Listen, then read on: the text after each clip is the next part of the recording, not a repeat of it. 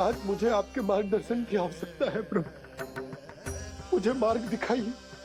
बाबा और राजा होने की सुविधा में मैं बटा जा रहा हूं। मेरे इस धर्म की नौका जो झंझावात में फंस गई है, उसे पार लगाइए नारायण। रक्षा कीजिए नारायण।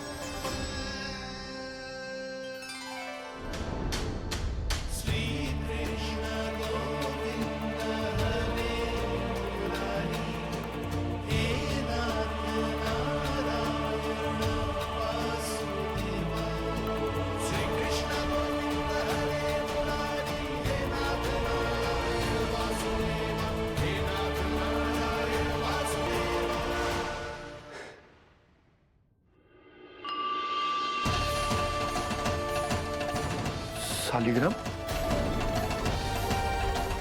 यहीं तो रखा था मैंने। कहाँ गिर गया? कहाँ चला गया? मैंने तो यहीं रखो था।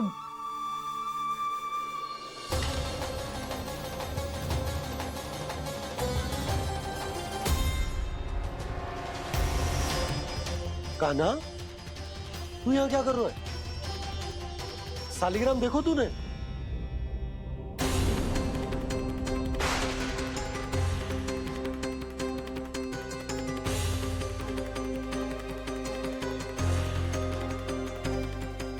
अच्छे, तेरे मुंह में क्या है? कान्हा, कहीं तूने शालिग्राम मुंह में तो ना ले लियो? हे नारायण, क्षमा करना, अबोध बालक। जी क्या करो कान्हा तूने? बाहर निकाल शालिग्राम। लल्ला, जी अनुचित है। यदि वो तेरे कंठ में चला जाएगा तो तेरी सांस। लल्ला, ला बाहर निकाल। अच्छो बालक है ना तू? हाँ, ला। अरे तेरी मैया को पता चलेगा ना तो वो कहेगी कि ना तो प्रजा का ध्यान रख सकते हो, ना ही अपने लल्ला का। लोभ के फंदे में चारों ओर से जकड़ गए थे हम। भविष्य के स्वप्न देखते देखते अपने जीवन का सबसे बड़ा भूल किया है हमने।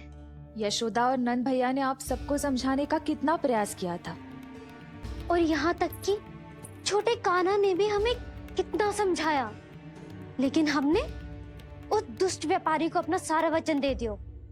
मुझे तो सबसे पहले अपने घर में बिठा कर ही समझाया था उन दोनों ने।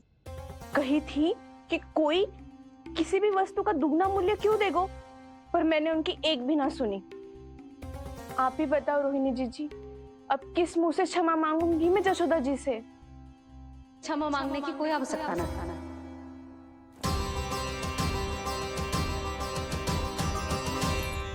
महत्वपूर्ण बात तो ये है कि तुम सबको अपनी भूल का आभास होगा और उसका पछतावा भी। पर अब तो बहुत देर हो गई है जशोदा जी, अब क्या होगा? जिस सुनहरे भविष्य के लिए हमने उस कपटी व्यापारी के सामने अपने नारायण के नाम का वचन दिया था, उसने वही भविष्य लेके राजा कंस के पांव के नीचे रख दिया है। संतुष्ट सुखी जीवन जी रहे थे हम। बछड़ों को उनके भाग का दूध मिलता था। हमारे बच्चे जितना चाहे दूध दही माखन खाते थे। अब उनके मुंह का निवाला छीनकर उस दुष्ट कंस को देना पड़ेगा चिच्ची। ना, नारायण की कृपा से तेरी जसोदा जिज्जी के पास गायों की कमी ना है। मैं अपने घर का सारा गोधन पूरे गांव के साथ बांटूंगी। किसी भी बालक के मुंह से निवाला ना छिने को। नारायण की कृपा से गोकुल का एक भी प्राणी वंचित ना रहेगा। हाँ नहीं तो देख कान्हा, बाबा का कहना मान ले। कान्हा, तुझे नारायण की सौगंध है, वो शालिग्राम मुझे दे दे।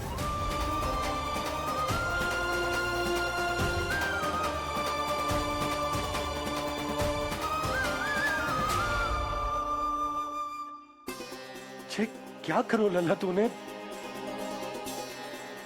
ऐसे भी कोई कर तो है क्या लल्ला? मैं पहले से ही तुझे लेकर कितना चिंतित हूं। अच्छा पता है तुझे, क्षमा करना प्रभु।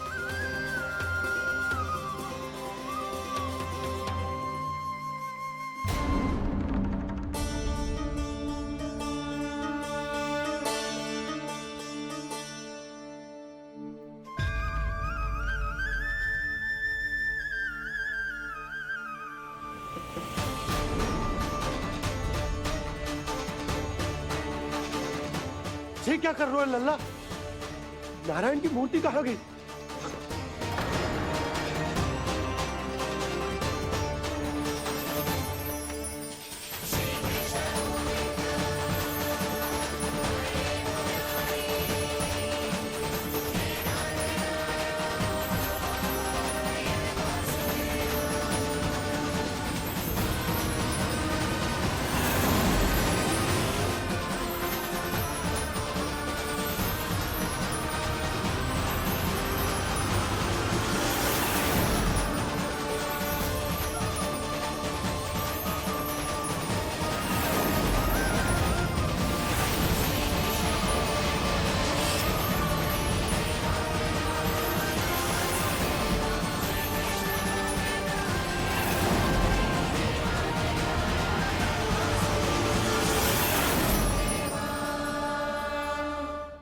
मैंने ना कान्हा के मुंह में फिर से ब्रह्मांड देखो है। मैंने तो ये भी देखो कि श्री नारायण गोकुल में हर स्थान पे है, जहां देखो वही नारायण। जिनके मुख में त्रिभुवन है, जो सारी सृष्टि का संचालन करते,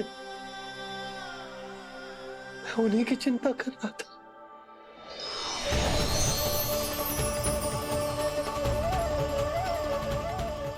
प्रभु, प्रभु, बाहर भी आप हैं और भीतर भी। मुझे क्षमा कर दो प्रभु, क्षमा कर दो। इस सांसारिक माया में आकर मैं भूल गया था जिनके पास सारी समस्याओं का समाधान है, जो किसी भी संकट को क्षण भर में समाप्त कर सकते, वो तो मेरे सामने ही।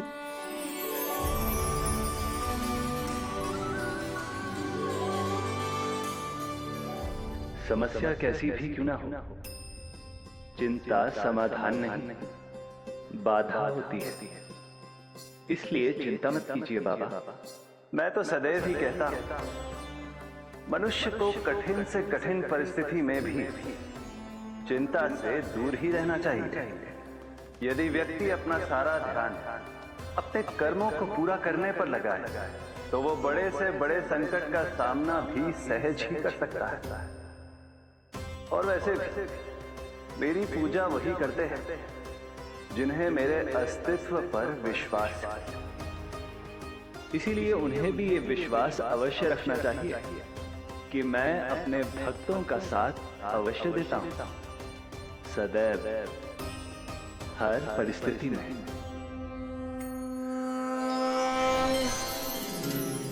मैं आपके साथ ही हूँ बाबा।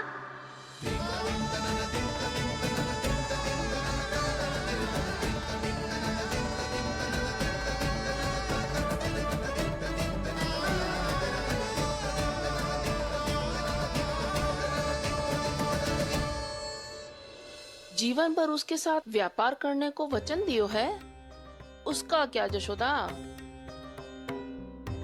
और उस दुष्ट कंस और उसके व्यापारी ने जो समस्या उत्पन्न की, उसका क्या? समस्या है तो समाधान भी हो गई। मैंने तो कही थी ना मौसी, जो हमारे समझ में ना आए उस समाधान का दायित्व भगवान नारायण पर छोड़ देना चाहिए।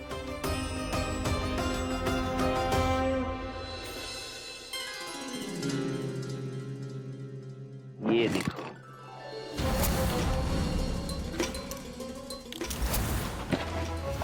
ये आभूषण, मोती, ये स्वर्ण उपहार में देने का सामर्थ्य किसके पास होगा? कंस महाराज, तुम देख लेना, मैं इस घर को महल बना दूंगा, सब झटक लूंगा। कान्हा, तुम तो अंतर्यामी हो, सब जानते। बताओ ना, कैसे मैं गोकुल वासियों की सहायता करूं? कोई उपाय सुझाओ। तुम्हारी ये रहस्यमयी मुस्कान बता रही है कि तुम्हारी लीला पहले से ही आरंभ हो चुकी है ना? अपने कर्मों का फल सभी को भोगना ही पड़ता है बाबा, चाहे वो अच्छा हो चाहे वो बुरा। तुम सभी चिंता मत ही करो। जो अन्य व्यक्तियों के साथ बुरा करते है ना, उसके साथ देर सवेर बुरा ही होता है।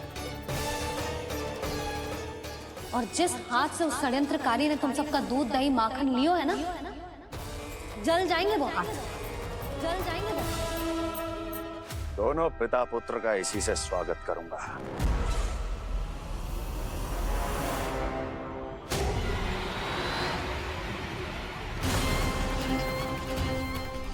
अचानक गदा में ताप कैसा?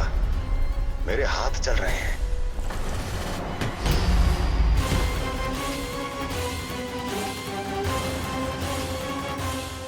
और वो व्यापारी जो तुम सबके शांत जीवन में भूचाल बन के आओ है, स्वयं शांति से थोड़े ना बैठ पाएगा। अरे उसके जीवन में उस षड्यंत्र से बहुत अधिक भयंकर भूचाल आएगा।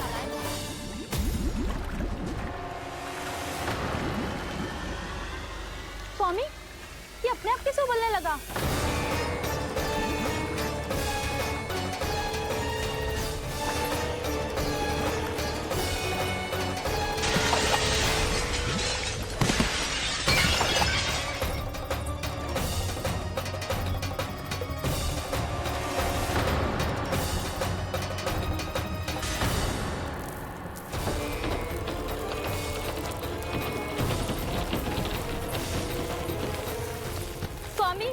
आप इस घर को महल बनाने का स्वप्न देख रहे थे, लेकिन ये खंडर बन गया।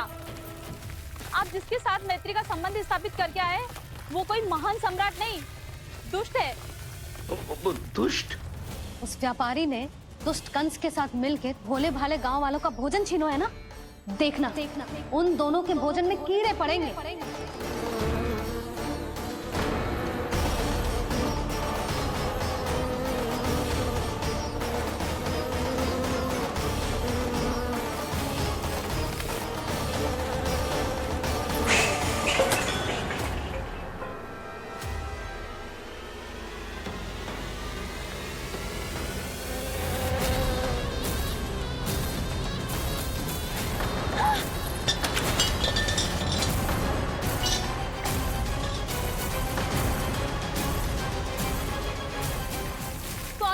घर गया, जीविका का साधन गया, अब क्या जाएगा हमारा जीवन?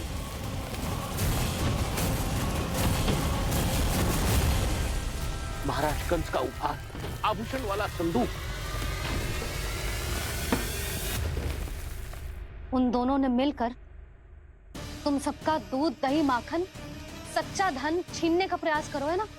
अब देखना उन दोनों का धन, उनके आभूषण सब लोहे के बन जाएंगे, कंकड़ पत्थर हो जाएंगे सब, कंकड़ पत्थर हो जाएंगे सब। ऐसा ही होगा मैया।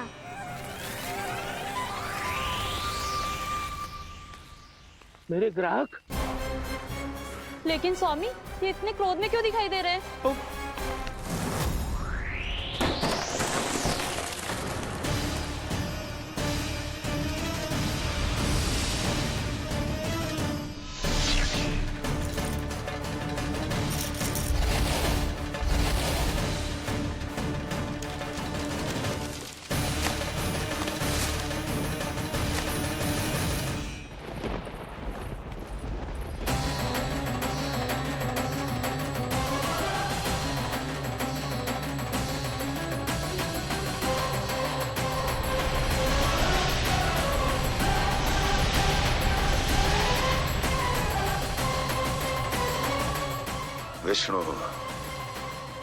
विष्णु ने किया है ये सब। कंस ने जो किया है उसका दंड वो अवश्य भोगेगा, उसका दंड वो अवश्य भोगेगा, दंड वो अवश्य भोगेगा। किसने कहा ये? किसने कहा ये? किसने कहा? मैंने पूछा किसने कहा ये? तुम जिसे ढूंढ रहे हो वो मैं हूँ, विष्णु अवतार। क्या चाहता है तू? तुम्हारे युद्ध मुच्छेदा कंस और मेरे भोले भाले भक्तों को अपने जाल में फंसाकर तुमने सारी सीमाएं पार कर दी। अब जब तक तुम गोकुल के ग्वालों को अनुचित प्रकार के अत्याचार से मुक्त नहीं कर देते, तुम्हारा और अन्य सभी षड्यंत्रकारियों का सामर्थ्य, वैभव, बल सब कुछ नष्ट होता चली जाएगा और तब तक अपने पूर्व रूप में वापस नहीं आएगा जब तक तुम उन निर्दोषों को जीवन यापन का अधिकार लौटा नहीं देते।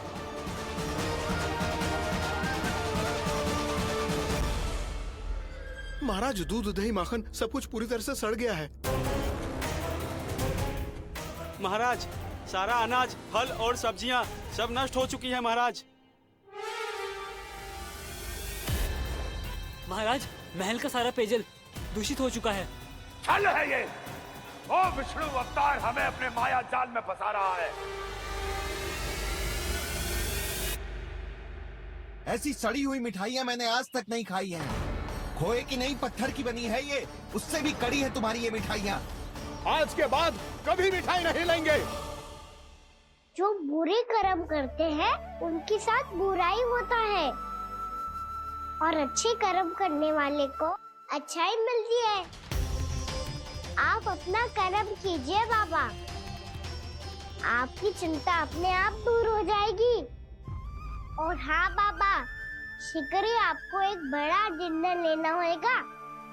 स्मरण रखिएगा, जो होता है वो अच्छे के लिए होता है।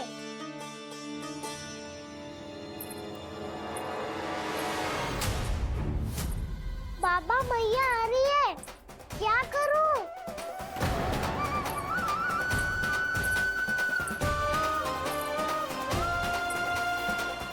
कुछ सुझाव दो ना बाबा, जिससे मैया मुझे ऐसे नहीं देख पाए।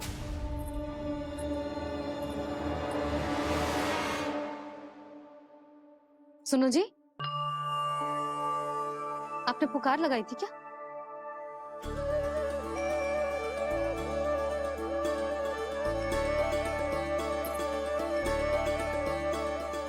तुम मुस्कुरा क्यों रहे हो?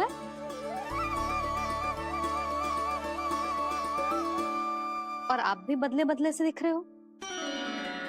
पूजा करके तनिक शांति मिली ना? शांति ही नहीं यशोदा, प्रभु नारायण ने मुझे समस्या को समाधान भी दे दिया। मैं बस अपना कर्म करूंगा। कल कंस से मिलने मथुरा जाऊंगा मैं। उस दुष्ट अत्याचारी से मिलने जाओगे आप? ना ना, मैं आपको उससे मिलने ना दूंगी। देखो ना आपने कैसे हमारे गांव वालों को फंसाओ है उसने। अवश्य ही आपको भी उसी उद्देश्य से बुला रहा है। आप मुस्कुरा रहे हैं प्रभु? कुछ देर पहले ही तो मैया सभी को मुझ पर अर्थात श्री नारायण पर विश्वास करने की सीख देकर आई है। अब देखो स्वयं चिंता करी है ये। चिंता मत ही करो यशोदा, मुझे श्री नारायण किसी भी जाल में ना फंसने देंगे। वो तो यही है हमारे साथ। यही है, इसका क्या अर्थ है जी? तुमने कही थी ना कि तुमने उन्हें हर जगह देखो, हमारे घर में, गोकुल में। तो इसीलिए तुम चिंता ना करो, मुझे अपना कर्तव्य करने दो। कल भोर होते ही मैं मथुरा निकल जाऊंगा। पता तो चले वो हमसे चाहतो क्या है। पहले ही वो गांव वालों से सारा दूध, दही, माखन हड़प चुके हैं। अब आप और मटकियां क्यों ले जा रहे हो उस दुष्ट के लिए? यशोदा, वो दुष्ट है, अत्याचारी, पर है तो हमारे महाराज ही ना। वैसे खाली हाथ थोड़ी ना जा सकते। तुम अपना ध्यान रखना।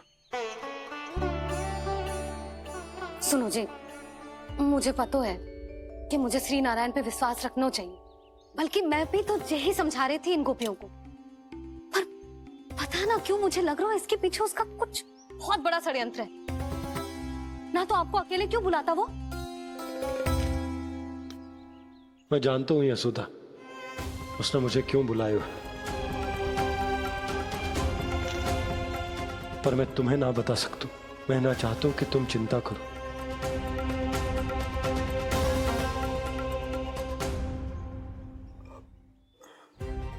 राजा होने के नाते यदि मेरे कुछ करने से मेरी प्रजा का हित होता है तो मुझे वो करना पड़ेगा यशोदा, फिर चाहे वो मुझे कितना ही अप्रिय क्यों ना लगे। हे नारायण, मेरी दुविधा दूर करो। कुछ ऐसा करो कि इन्हें जाना ही ना पड़े उस दुष्ट के सामने।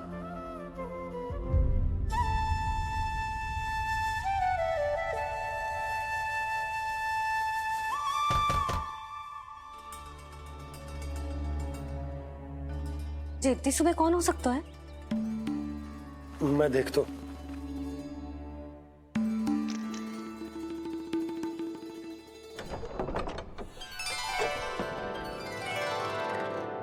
पूर्णा मासी, आप? यशोदा?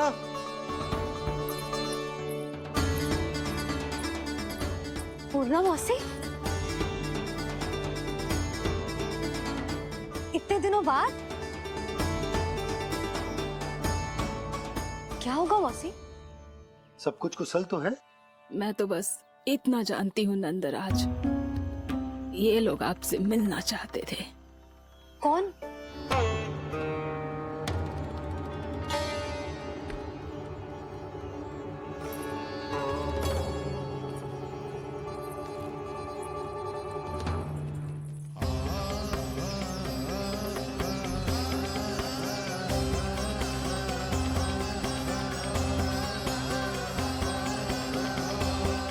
इतनी सुबह आप सब यहाँ? क्या होगा?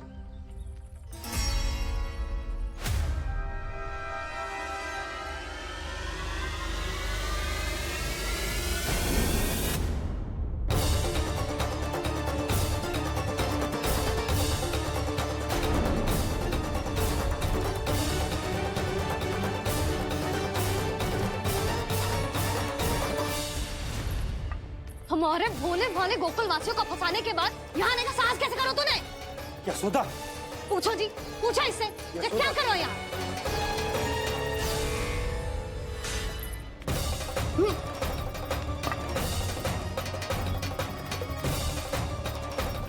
इनकी ये दशा आप सबने तो ना की? नहीं नहीं, इनमें इनका कोई दोष नहीं है। हमारा बस चलता तो इससे भी बुरी दशा करते। ये सब तो मेरी करनी का फल है नंदराज।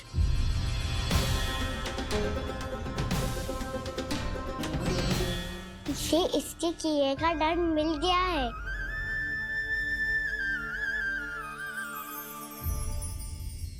मुझे क्षमा कर दीजिए नंद महाराज, बहुत बड़ी भूल हो गई मुझसे। मैंने इन सब गांव वालों को फंसाने का षड्यंत्र महाराज कंस के कहने पे किया था। वही मेरी भूल थी, मुझे क्षमा कर दीजिए महाराज। बहुत शीघ्र बुद्धि आ गई तुम्हें। मैंने आप सबको लोभ के चाल में फंसाने का प्रयास किया। सच तो ये कि मैं स्वयं लोभ में ग्रस्त था। सब कुछ अधिक से अधिक धन के लिए किया था मैंने। सब कुछ खो दिया। मेरा भोजन सड़ गया, मेरी मिठाई में कीड़े मकोड़े पड़ गए, मेरे स्वर्ण आभूषण मोती सब कंकड़ पत्थर बन गए। अवश्य इसका कोई नया छल है जे। नहीं नहीं नहीं नहीं, मेरा कोई छल नहीं है, मैं सत्य बोल रहा हूं। मैंने कही थी ना, श्री नारायण हमारी सहायता अवश्य करेंगे। दुष्ट और अत्याचारी का दूत बन के आया था ना, ये तो होना ही था। स्वयं श्री नारायण ने न्याय करो है हमारे साथ।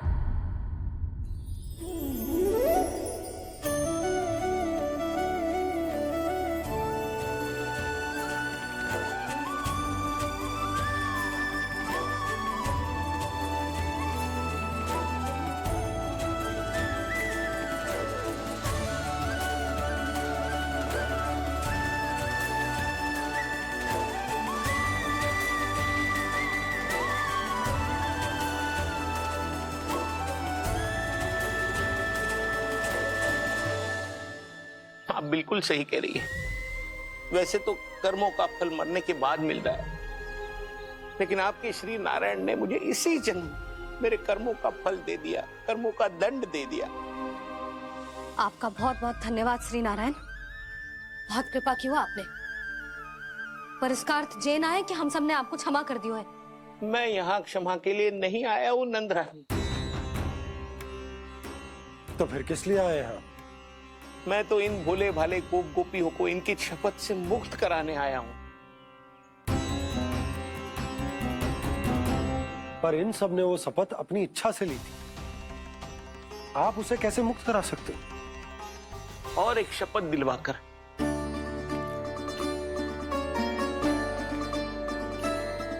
आप लोगों ने भगवान श्री नारायण को साक्षी मानकर यह शपथ ली थी कि आपका सारा दही, दूध, घी, माखन आप केवल मुझे और मुझे ही देंगे।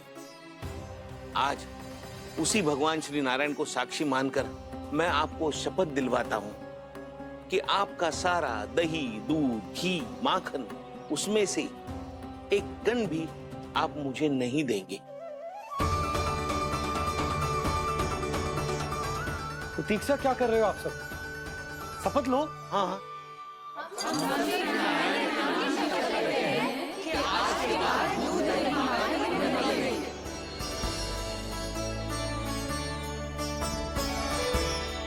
जशोदा जी, आपने सही कही थी।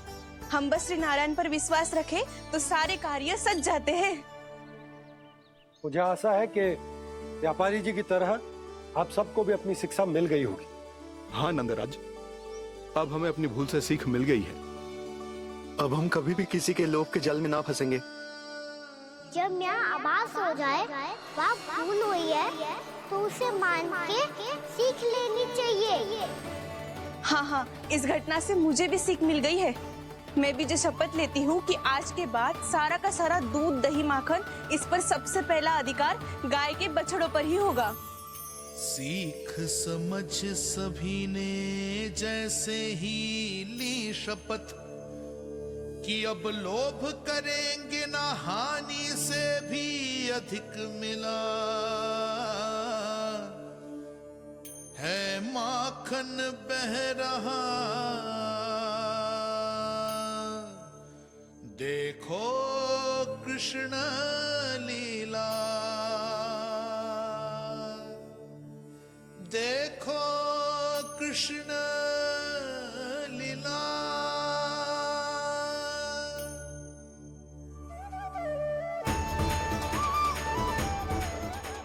हाँ, और हम दोनों भी श्री नारायण की शपथ लेते हैं, दूध, दही, माखन बेचने के लिए हम बाद में बचाएंगे और पहले अपने बालकों को पेट भर के खिलाएंगे।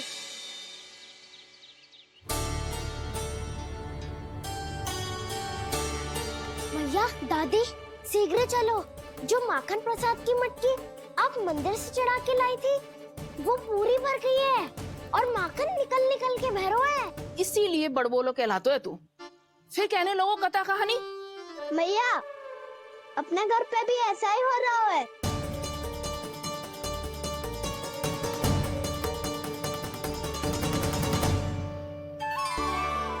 यशोदा, वो देख तुम्हारी माखन की मटकियां।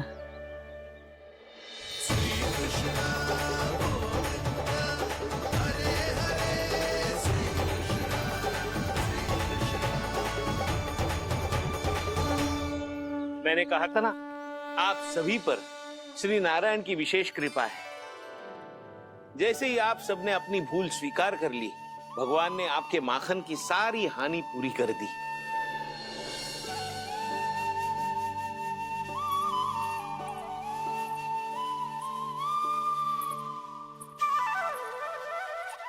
यशोमती मैया की नंद लाला, यशोमती मैया की नंद लाला, यशोमती मैया की नंद लाला, यशोमती मैया की नंद लाला। मैया चलो ना।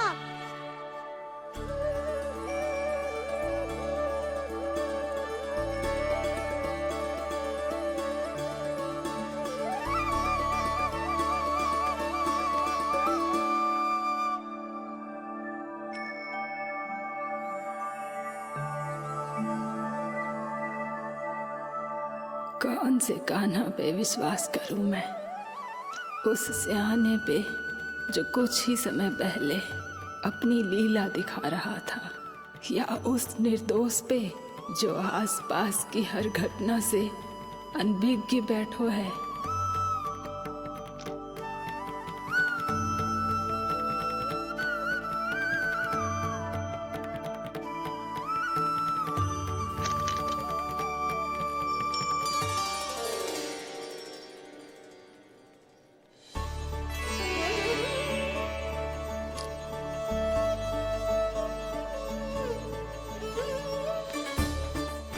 तो क्या इसका अर्थ ये है कि जब हम अच्छा कर्म करते हैं तो हमें पुण्य लाभ होता है, और जब हम बुरा कर्म करते हैं तो हमारी हानि होती है, हम पराजित हो जाते हैं?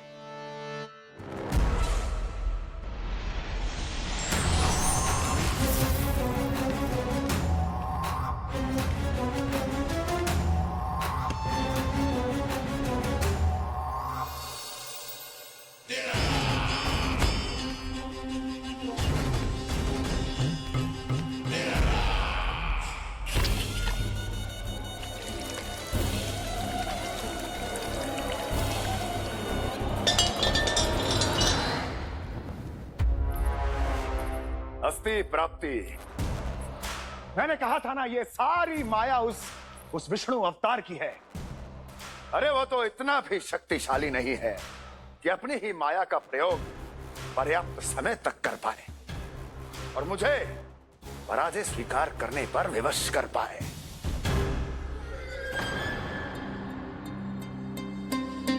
किंतु तुम्हारे मुख की भावभंगिमा तो कुछ और ही कथा कह रही है।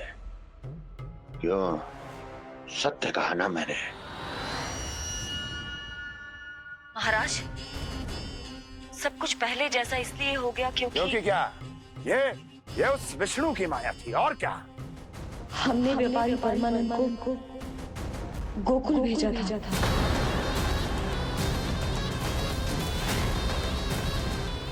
ताकि वो गोकुल वासियों को अपने साथ व्यापार करने के वचन से मुक्त कर सके।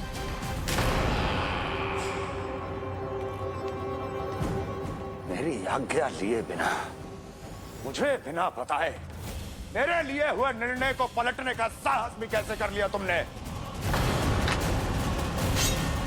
हमने आपकी ही विचारधारा का अनुसरण किया है महाराज।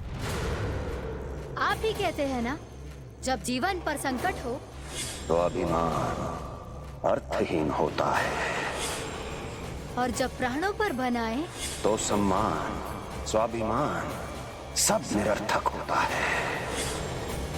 भूख और प्यास से आप तो दुर्बल हो ही जाते महाराज, पर आपकी सेना और सेवक अपने प्राण बचाने के लिए आपसे दूर हो जाते।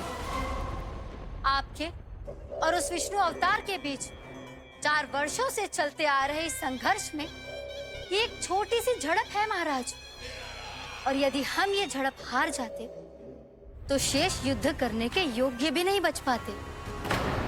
जब आप पूरी तरह से अकेले, शारीरिक रूप से दुर्बल और असहाय होते, और तब वो विष्णु अवतार, वो बालक आप पे प्रहार करता, तब आप क्या करते महाराज?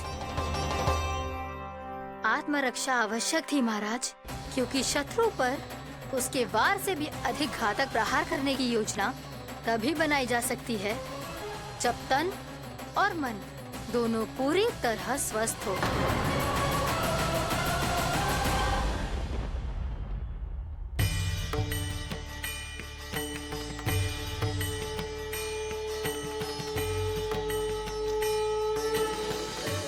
सच्ची बताओ, ये सब आप ही ने क्यों है ना?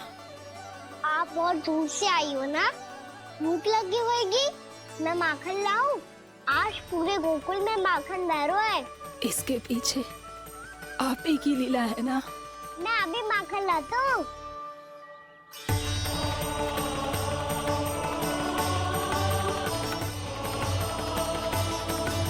ये लीजिए। बताओ ना, पूरे गांव में प्रसन्नता की बयार बह रही है।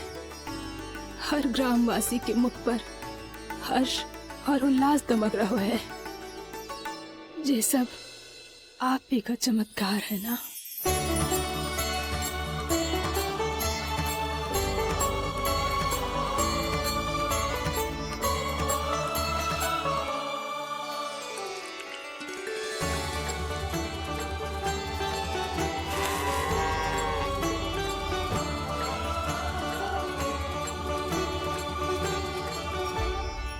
बताओ प्रभु, ये महिमा आप ही की है ना नारायण? ठहरो, मैं आपके हाथों से खिलाऊंगा आपको।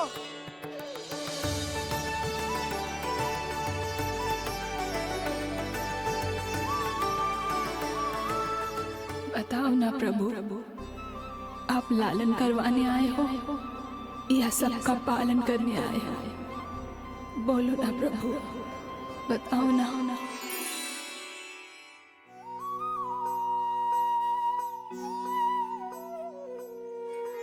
आए हो लालन करवाने या पालन करने आए हो, या जगपाला बन नंद लाला मन को हरने आए हो।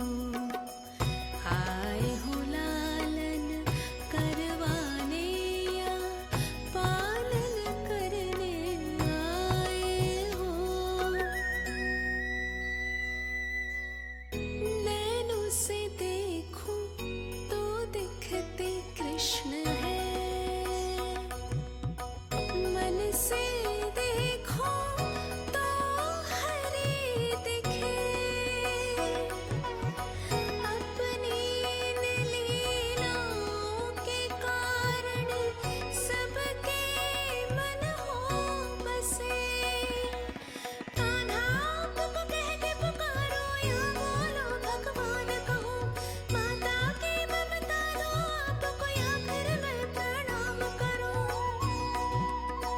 प्रेम में सबको आए रमाने, या रमने चले आए हो। आए हो लालन करवाने या पालन करने आए हो, या जगपाला बन नंद लाला मन को हरने आए हो। मन को हरने आए हो।